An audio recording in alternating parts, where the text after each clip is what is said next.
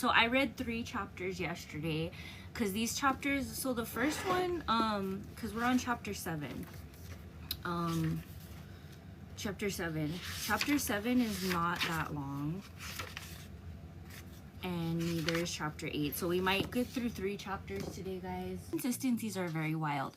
Also, you see the manipulation in them, because the manipulation, the way she goes, she doesn't tell like a story like in sections. She goes to the beginning, then goes to the middle, then goes to the end, then goes back to the beginning. It's crazy. Back and forth, age gaps, even like time frames, like the whole time when she was explaining like the time frames of where she lived and when she lived there and stuff.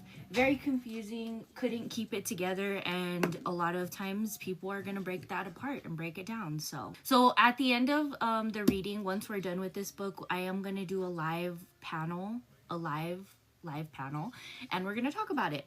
So if you're interested in doing that, let me know, guys. So we're gonna start reading, guys. So again, we're reading this. If you guys are behind, you haven't read chapters 1 through 6, you can go to my YouTube channel, subscribe there, and you can listen to them.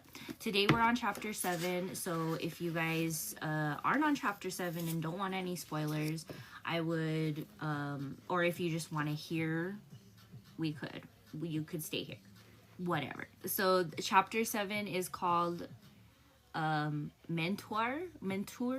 I googled these, but it means liar or lies. Yeah. I didn't know I could think for myself until I began to search the internet with an HP notebook laptop. I was told the computer was a gift from the Leukemia and Lymphoma Society one Christmas when I was real age 18. The charity thought I was just 13. We received a lot of help and gifts from charities, along with government entitlements like food stamps, disability checks, and Section 8 housing. It's a fact that makes my skin crawl. Why? Things like food stamps, disability checks, and Section 8 housing are for people that are struggling. And quite obviously, you guys were struggling. I watched my mother maneuver her way around the system, craftily researching the help and even perks available to a kid like me. I didn't know it was a scam until about a year after I found my Medicaid card with my correct birth date listed, when Mama became more physical and violent with me after I questioned her about it. Pushing back against her storyline, the discovery of my real birth date was not my aha moment per se, but it did act as a warning siren to be more alert and observe more closely. Mama was a natural-born salesperson. She told me she sold phone books door to door back when there were phone books. She was selling me a version of herself who worked like a dog after my father left us, with only her to take care of me. But I see now this has to be a lie. Phone books were left on people's doorsteps for free. Who's to say that she didn't work leaving those phone books on doorsteps, and she just told you she sold them because it was a way your brain would recognize what she was doing. Just saying. I do remember Mama brought a gateway computer and started doing photo restoration with it. She had a little business where she would take old and scratched up prints and fix them up real nice. She could cut and paste people into paintings, like this one time when she made Jesus the captain of a boat on a stormy seas. Another one I remember was an image of her as a baby superimposed on a photograph of her holding me as a baby. I watched her print out numbers 1 through 10 and cut the numbers and paste them on a document and scan the documents and print it out so that it looked official. She got really good at cut and paste job, which makes me wonder now if her business was forgery, like helping kids get fake IDs or making fake social security cards to steal identities. It's really strange to me that we've never seen these pictures, right? Isn't that kind of iffy, you know? When it was time for her 2-hour and 45-minute drive from Springfield to Children's Mercy Hospital in Kansas City to see my neurologist, cardiologist, pulmonologist, and allergist, my mother found help from charities that reimburse families for their gas money. Mama would buy gas and have those receipts and send them in so she'd get the reimbursement. At the same time, she'd book the same medical visit through Angel Flight, a program in which pilots donate their planes and their time to patients in need of medical or charitable care. So she'd take the cash for the gas reimbursement even though we were flying for free and not driving at all. Thinking about how cruel this was to do to the charities and the families who were actually in need makes me nauseous and regretful.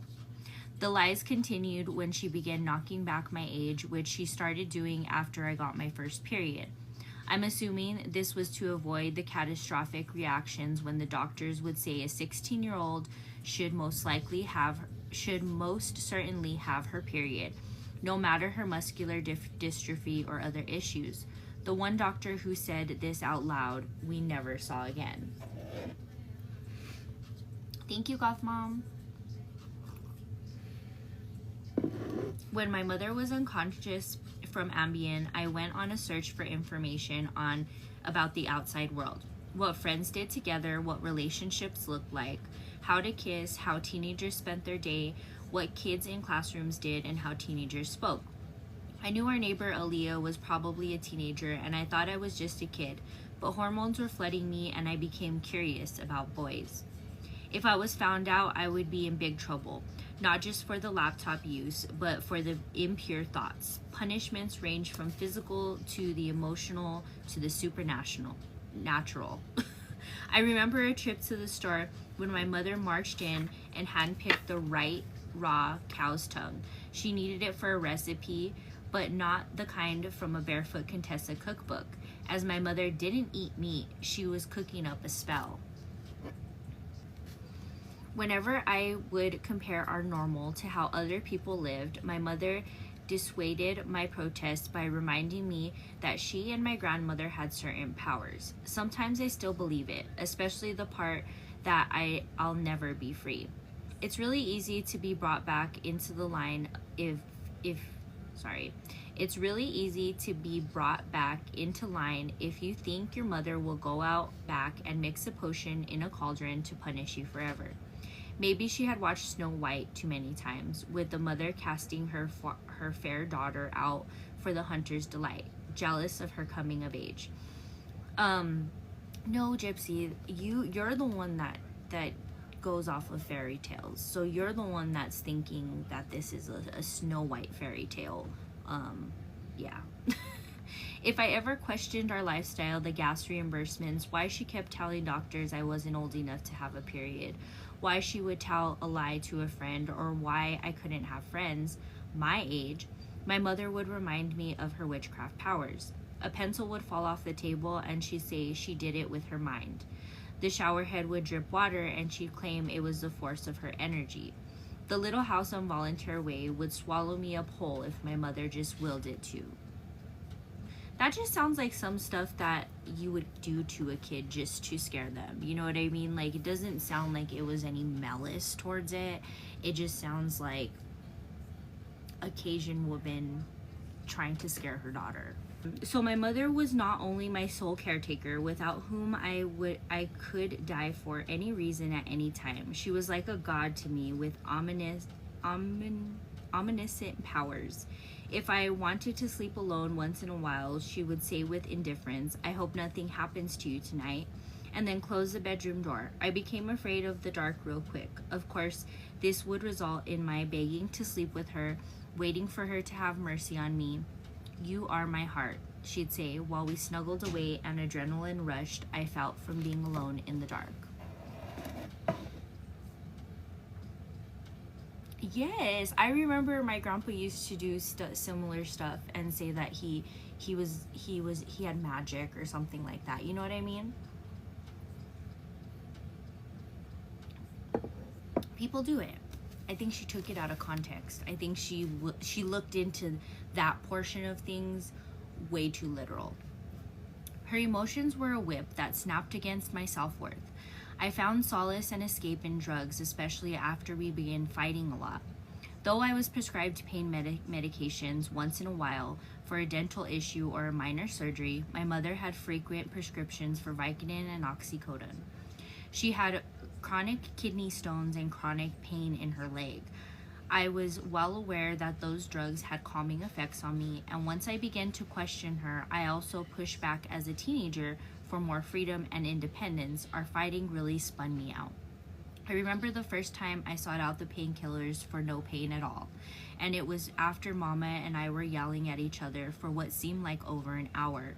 I just wanted to relax, so I popped one of the pills and exhaled. So if that was your first time doing that, you wouldn't know what those pills could do to you without doing them, because they could have given you the opposite effect.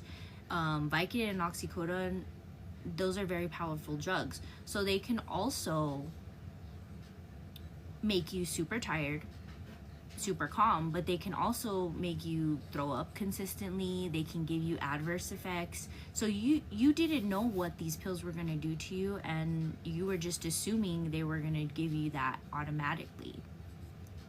In my opinion, this is a story. This is a fabricated story of when she popped her first pill. Just my opinion. The pills became a thrilling turbulence to my static air, a friend to depend on, a disturbance of my monotony. They also were the only thing to numb my pain and rescue me from my loneliness. And that just sounds like something that you stole from somebody that really did have an addiction to painkillers, in my opinion. She knew I was taking them and didn't say a word. While into my later teen years, when I began to question and rebel, I think she preferred I had my secret high, because at least she knew something could control me when she couldn't. At the very least, the pills shut me up. Soon one pill wasn't enough, so I'd double up and then high as a kite surf late at night on my laptop. Then I'd graduate to crushing the pills and inserting them in my feeding tube, which gave me an instant high. The only time Mama got really mad at me was when she needed the pills for her migraines and there weren't any left. The pharmacy won't refill these before it's time, she yelled one afternoon. Caring only about my fix, I freaked out at the thought, and the one crutch I actually needed was gone. I needed them to be refilled. She needed them to be refilled. So she dragged me to the police station with her and told the detective that she and I were robbed in the Walmart parking lot, and the thugs ran off with her only bottle of pain meds. With the police report, she was able to justify a refill. Being high uninhibited me. The pills gave me the nerve to comment in chat rooms in the middle of the night. I dressed up in wigs and showed off my cleavage in self-portraits. The pills provided a hopeful escape from my boredom, confusion, fear, and loneliness. They provided me with a fuzzy courage to find ways to explore my teenage curiosities and fulfill my foreign and tingly new needs. I went from wishing for a daddy to fishing for a boyfriend. So she's using the drugs as an excuse of what she had did. So like dressing up in wigs and doing all of that, showing cleavage and doing all of that, and she's basically saying that it was their fault. Again, not taking accountability for any of that, right? Exactly. She's admitted that Dee Dee could not control her, but yet she was still going along with things because she was still going on the trips. Again, we don't hear about the trips. I've heard in this book we don't hear about any of the trips at all. I know daddy issues when I see them. Exactly. She went from wishing to a daddy to wanting a boyfriend. And honestly, she was way more than daddy issues in my opinion. So we're on chapter 8, guys. Chapter 8 is called Gris. It means a curse in French. Cajun French, it's a little different. It's so cliche, but by the time I was real age 19, I couldn't turn off the need for a man. Any man in my life. I'd started a secret MySpace page and then a secret Facebook account. I did not know she had a secret MySpace page. I was assuming she most likely did because during that time MySpace was still pretty big. Mama and I had seen an advertisement on TV for VisionCon, a pop culture convention held every year in Missouri. We went 3 years in a row, beginning in 2009. I waited for every spring to come just to dress up and do something fun with Mama. So I began adding people from the convention to my online friends list. I received a Facebook message from Dan around March 2011. In his friend's request, he reminded me that he was a drunk guy who bumped into my wheelchair at VisionCon the month before. Dan was much older than me, in his 30s, and thought I was 15. I already exhibited daddy issues as I grew to have a mad crush on him. Okay, that just, the way that's put, it's weird. Just saying. Mama obviously didn't know I was spending months talking to Dan, exploring who I could be if allowed to be my own person. What color would my hair be if I were allowed to grow in? What kind of restaurants would I like to eat at if I were allowed to eat? What kinds of concerts would I go to if I were allowed to listen to popular music? What kind of kisser would I be if I were allowed to see Dan? Dan was the first person I ever told that I could walk. So she said the first person, I don't know if you guys remember this, but she said the first person she ever told that to was to Nick. So this book also contradicts some of her lies that she said in the past. So this was in 2011, when she first got a message from him. I unburdened myself to him, telling him how my mother told stories to people, scolded me if she saw me accidentally move my legs, and how I was becoming increasingly worried about going to a specialist. I was always high when talking to Dan, dreaming about moving away with him, being quirky and silly, always telling him jokes. One day while Mama and I were being put up at an American Cancer Society Hope Lodge in Kansas City while visiting doctors at Mercy Hospital, Dan and I communicated through phone calls on a government burner phone, one of 3 that Mama had. I hadn't done any rebelling yet, so Mama didn't have any reason not to trust me with one of the phones. Plus, she didn't think I had anyone to call or text anyway. So she gave me the phone like you'd give an old cell phone to a child to play with as a toy. Mama was in the kitchen and I was in a suite bathroom pacing around the tiled floor while talking to Dan, like any typical teenage girl swooning over a boyfriend. I had called to tell him that I found my Medicaid card in my mother's wallet and that despite her cover-up that it was a typo, I suspected I was older than my mom told me I was.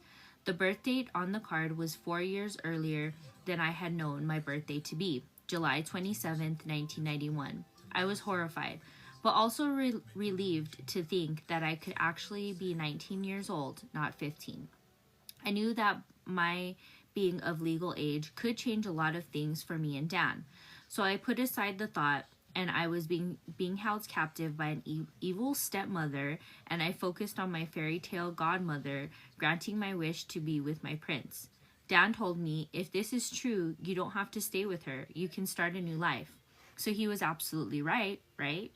And for her to say she was being held captive by an evil stepmother, like, your mom was not your stepmother. Your stepmother's your stepmother. You should be very scared of her.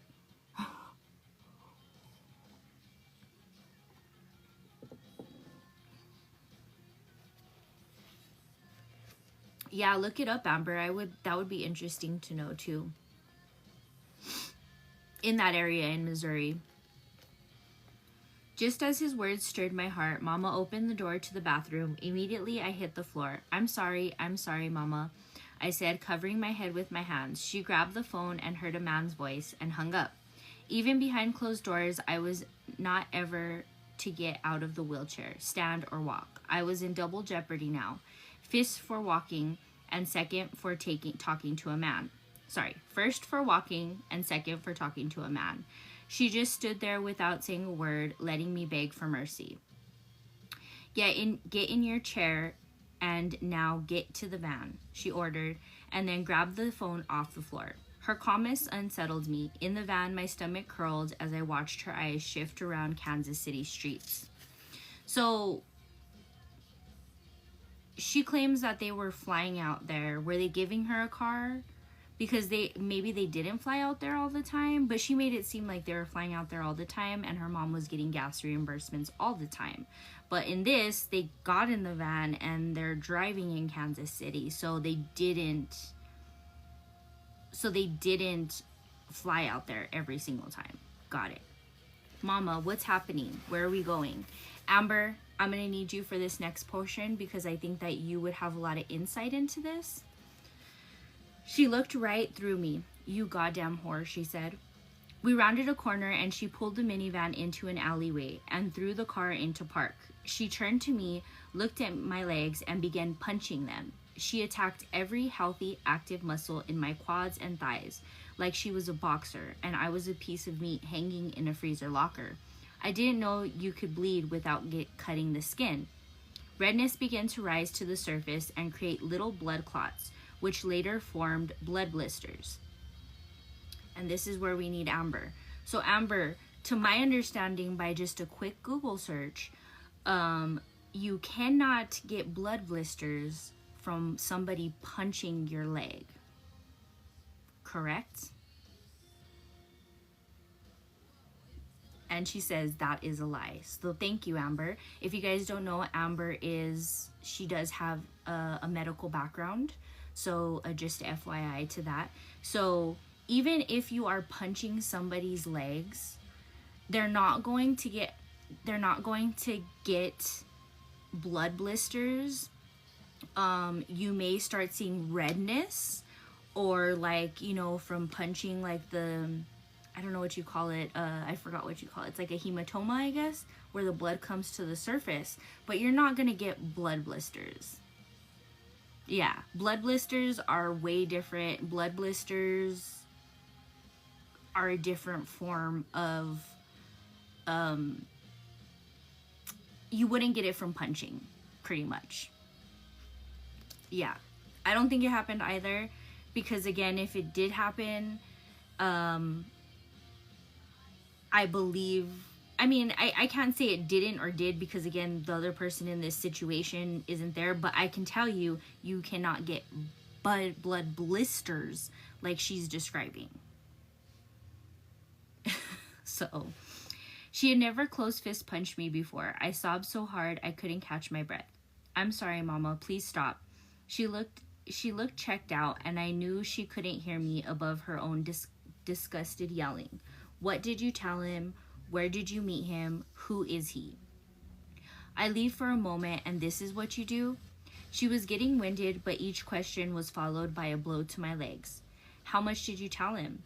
I didn't tell him anything, Mama. Liar. Effin' C-word. When she grabbed my face with one hand and squeezed my cheeks together, forcing my lips to pucker, the tips of her fingernails dug into my skin, she looked me square in the eye.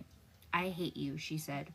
My fear of being under her thumb forever went from feeling to an urgent fact. She thought she had her ultimate control of me locked in, but I had veered outside her radius, causing her to lose sight of me. She declared a dogfight where her new combat maneuver was to gain positional control over me. Punch after punch, the shiny bruises on my legs were marks of the true colors of her soul, black and blue. Yeah, she said that in an earlier chapter, Desi. Yeah, so also, you're not gonna see, if you punch your leg, you're gonna see some redness and stuff like that, but you're not gonna see bruises starting to form. Exactly. They're not gonna, Amber said, and bruises don't develop as fast as she is alluding to. Exactly. You're not gonna see them, you'll probably see them the next day if somebody really did punch you that hard in your legs. Just saying. Mama read my text messages and then hastily dialed Dan's number. She didn't introduce herself when he answered. "You know she's only 15, she barked. "If you contact her again, I'll call the cops." Dan and I turned down the heat after that, but only for a couple of weeks. When I sensed her cloud of anger evaporating, I began talking on the phone to Dan again, this time to unload all the suspicions I had about my medical history. It was a relief to confide in someone. He showed me attention and let me speak. I thought it was possible for him to take me out of my captive existence. He told me he had a farm in Arkansas, that he would run away there and he'd hide me.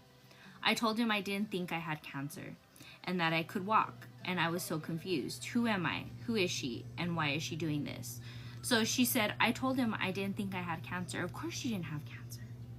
You knew you didn't have cancer. You knew that beforehand because you were around cancer patients. So you would most likely realize that you do not have cancer like the cancer patients that you were always around. Right? Just saying. You are technically an adult, Dan said. You can start a new life. I look back on my first attempt to run away with Dan as a biological and natural urge brought on by growing up, individualizing. Puberty was a taboo subject, but just the same, along with the metamorphosis of my body, my developing prefrontal cortex was taking me for a joyride. As hard as Mama tried to conceal the changes, she was powerless over the deluge of hormones and the critical thinking that became a voice in my head. Just because I couldn't see a woman in the mirror doesn't mean my brain wasn't fighting hard as hell to become one. I didn't understand this at the time, but I believe it was the intense power of nature that guided my compulsion to separate from her. We all have to grow up. Turns out mothers can't fight Mother Nature.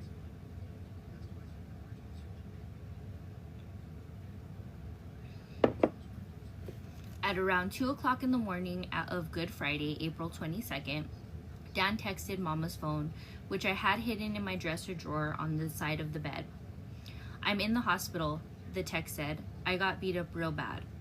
I'd like you to be with me." So I grabbed the phone and my government phone, which had run out of minutes, and stuffed them inside a backpack full of girl-woman confusion. I had to go to him. I packed up a Lilo and Stitch movie, my baby bottle, and a change of nipples, a pair of stolen jeans, and stolen lingerie. As I stole Mama's cash and oxy stash, I was scared as hell. I threw on a pair of oversized jeans since I didn't know my size. I had stolen them a few weeks before in preparation for running away. So my question is how is she stealing items and not her mother not knowing that she's stealing the items if her mom was so controlling and meticulous in what she was doing at the time? How was she stealing these items and concealing them? That's my question. The jeans felt scratchy at first. It was the first time I wore anything fashionable. I put on a stolen black tank top over a red bra that was 2 sizes too big and a beach wave blonde wig. I scribbled a note in the darkness of the kitchen, left it on the seat of my wheelchair, and slipped out the back door. "Dear Mother, I know I can walk. I don't think I have cancer. I don't feel sick. I know that I am really 19. I want to live my own life as an independent woman. I love you. It is just time for me to spread my wings and fly. I'm going up to St. Louis. I love you. Your grown-up daughter." You wrote all of that in the dark. Cool. Got it. Walking up the street, I felt out of breath because I wasn't used to carrying the weight of my own body. In the middle of the night, I walked to the subdivision of houses across the street, knocked on a stranger's door, and asked for a ride to see my boyfriend in the hospital. She walked to a subdivision of houses across the street. Now, the houses across the street, they would most likely know that she lived there, because this was a Habitat for Humanity house and it was all over the news. So how did they not know who she was and what she was doing? Again, another question that probably won't ever get answered. Just saying, because it's probably a lie. When I arrived at the hospital emergency room, I texted Dan. I had been in the same ER too many times to count with my mom. My adrenaline was pumping, and I just wanted to lie as low as possible for fear I'd be recognized. I stayed with Dan until he was released, and we caught a ride home with his cousin. Dan was couch surfing at a friend's house, so his cousin took us back there. When we arrived, I was tentative with Dan, looking at the bongs and the bugs all around the apartments. I was disheartened that I hadn't escaped to the perfect picture I had drawn in my head. Again, this takes me back to Ryan. I feel like with Ryan, she was again disheartened because she had built a picture in her head and it wasn't what she had pictured. So that's why she ended up leaving him, in my opinion. Thank you for the follow. Come lie with me, Dan said, as he showed me to the spare room where he lay down on the mattress. I joined him. My hand covered my feeding tube, a gaping symbol of how starved I was. I lied with Dan, pecked him on the cheek, fidgeting my body so he wouldn't feel the tube, and willing myself to fit into him like a human jigsaw. So again, I thought he was couch surfing, but he's on a mattress. So spare bedroom mattress, couch surfing, I guess same thing in your book. Don't know. When will we leave tomorrow? I asked him, trusting he had handled the logistics. That's when he told me he couldn't leave the state. He was on parole. I didn't know what parole was and began to cry. I was partly let down, partly scared for what this would mean for me. Dan had been in jail.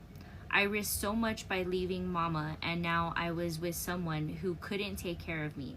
I couldn't go back to her house, especially not after I lied, stole, and ran away.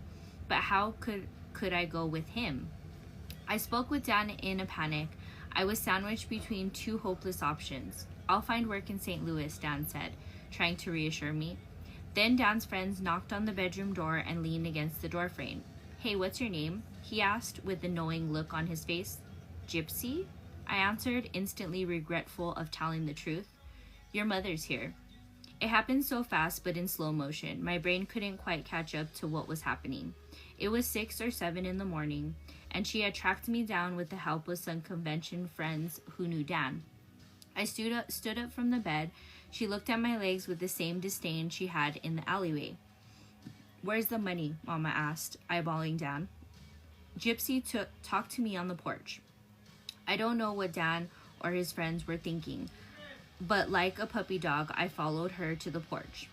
Get in the van, she said, with a hint of understanding. We'll talk about this. No, Mama. I know that I'm 19 years old and I can be with him if I want to. She didn't react or try to gaslight me. Instead, she bargained as if I had attained some equality and control of my destiny. If you come back with me, I will let you see him, Mama said. Promise? I think I believed her out of hope that she was seeing me as a person. I was growing into somehow magically becoming aware of my awareness. Yes, go get your stuff and we'll go home. She threatened Dan one more time and later told all our mutual acquaintances that he was a pedophile. I never heard from him again. Supposedly. When we got home, Mama tore through my backpack. Upon seeing the lingerie, she made me take a pregnancy test. You whore, if you're pregnant, she scolded, you are getting an abortion. Provocative words from a woman who didn't utter the word period to me my entire life. It was as if the smoke screen had lifted for a second and she and I dropped the pretenses. She was talking to a 19-year-old and we both knew it. I went into the bathroom and looked in the mirror. Something Mama told me I should never do on Good Friday. You will see Jesus dying on the cross if you look at yourself. Avoid the mirror on Good Friday, she used to say. She printed a picture of Dan from Facebook and a Facebook page and then smashed my laptop and my track phone, which again, we found the laptop. The laptop was found by police, so the laptop was not smashed. I don't know if later she says they buy a new one or something, but again. She took a mason jar and shoved a picture of me and a picture of Dan into it with the cow's tongue. The tongue was to represent silencing me. She dropped a piece of toilet paper that had some of my period blood in a jar and buried it in the backyard not far from the shed. So I'd like to tell anybody that lives near that home or have access near Missouri, it would be very interesting if somebody could look for this and maybe bury around near the shed and see if it's there. And then two, didn't she say she bought the cow's tongue? Like, it seemed to me like that was years before this happened or a year before this happened. But she's using it now. Wouldn't it go rotten? Just saying. I observed her bizarre behavior like an outsider. Detached and confused, she chanted over me something like, "By God, Gypsy Rose will never find true love.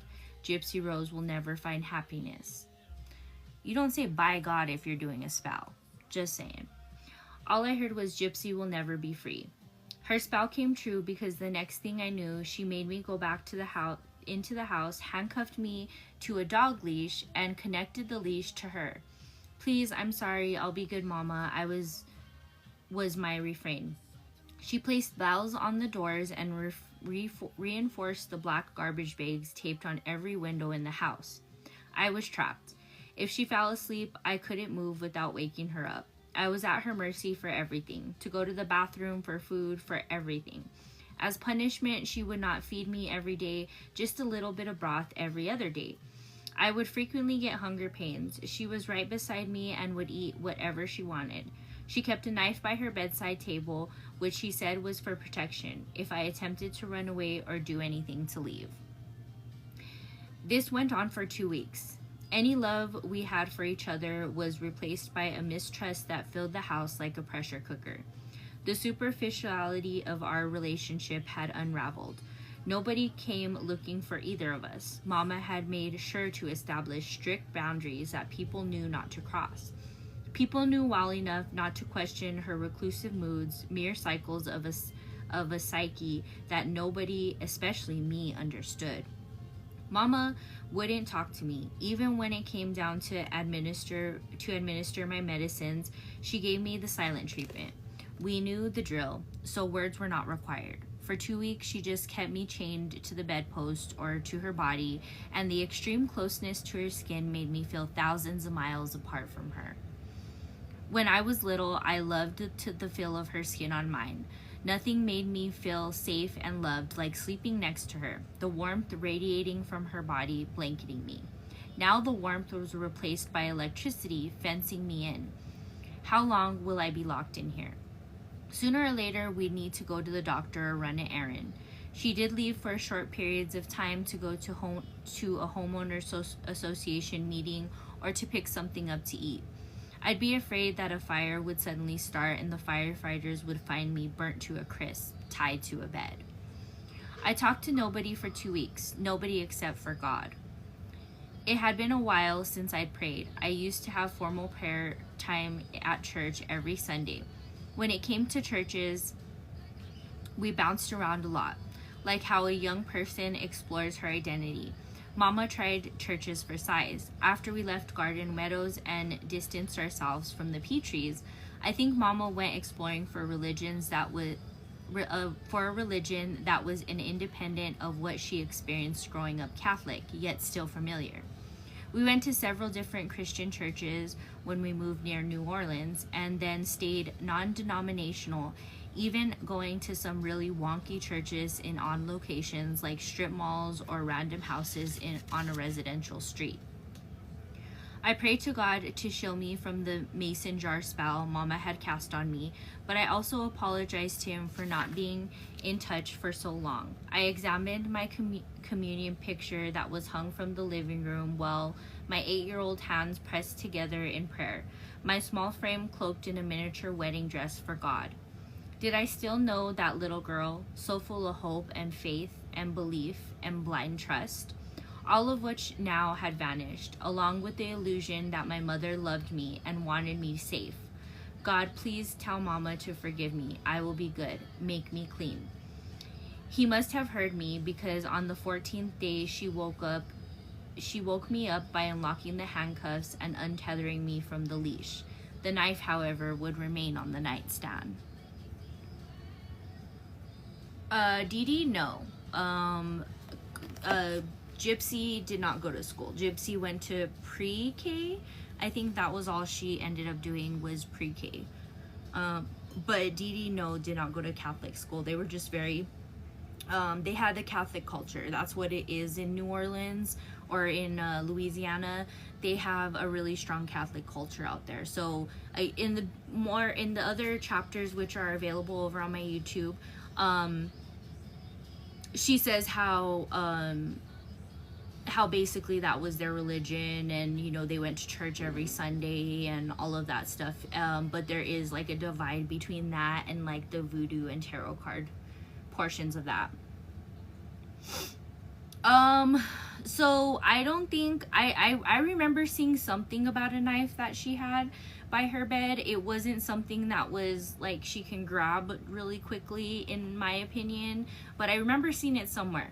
Now, they never found a dog leash. There was never a dog leash in the house. The cops never found one. And there was also never handcuffs. The only handcuffs that were located were ones that she purchased prior to going with Nick. And she purchased those off of Amazon. And there's like a receipt from it as well. So, alright guys, so we're going to do one more chapter because these chapters are pretty short. And I want to get through this as swiftly as possible so we can have discussions and stuff. So we're on chapter 9. It's called Alons, and again, I looked this up and I don't know if I'm saying it right, so it means let's go. Thank you for the follow. Maybe Mama really had magic powers, because in the months leading up to my second escape attempt in 2012, I knew by the way she increased her surveillance of me, and she sensed I was up to something. I couldn't even go to the bathroom without asking permission. It took months to regain Mama's trust after she unleashed me from the bedpost. If I had been allowed to walk, it would have been on eggshells, as I did everything in my power not to upset her. I took my medicine and wore my oxygen at night, the ruse now an open flesh wound, but still ongoing. It was our normal, and I needed it back. So at least she'd take the bell off the back door. What kept me going was the hope of an escape, and that hope was crammed in a backpack hidden behind the couch. That and the painkillers. I didn't know if it was my nervous energy, but she was tipped off and went on one of her maniacal searches of the house. She ransacked my bedroom, not exactly knowing what she was looking for, but likely thinking she'd know it when she saw it. I followed her in the wheelchair crying, "What are you doing? What are you looking for? What did I do?" After she dumped out all the drawers, she continued to the living room. I slickly maneuvered my wheelchair to block the couch cushion. I was a human compass arrow that led the pirate right to its booty. "Move out of the way," my mother said, her eyes darting. I knew I couldn't deny the evidence. "Can't you just let me leave? Let me go?" I pleaded, looking past her to the kitchen table where her favorite talisman, an old-fashioned Chinese dagger, lie. So this is the Chinese dagger. Supposedly also that was what was by her bed. So, I don't know. "Not this again, Gypsy. I thought you moved past this." She sounded like I was begging her to let me go to the mall, or even date Dan, who wanted nothing to do with me after she told everyone that he was a pervert and a child molester.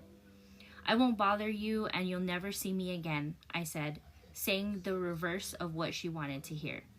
Rushing to the kitchen table, I swiped the dagger and grabbed a .22 caliber BB gun she'd picked up at Walmart. I thought if I aimed the gun at her, she'd back off. Out of fear, I pulled the trigger and offloaded the BBs at her, creating tiny slits in her flesh. "You shot me." So, think of it this way. Both of her hands have weapons. She has weapons in both of her hands. She backed away into the bathroom, double-fisted with weaponry. I followed her in until I was wedged into the doorway. "Give me my bag. I want to go." I came at her with the gun, now empty, and just held the dagger up while she sat on the toilet. We were at a standoff.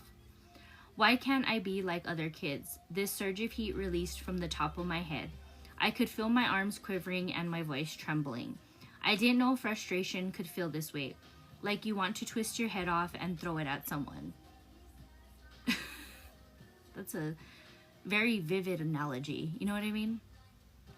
Why do you shave my head?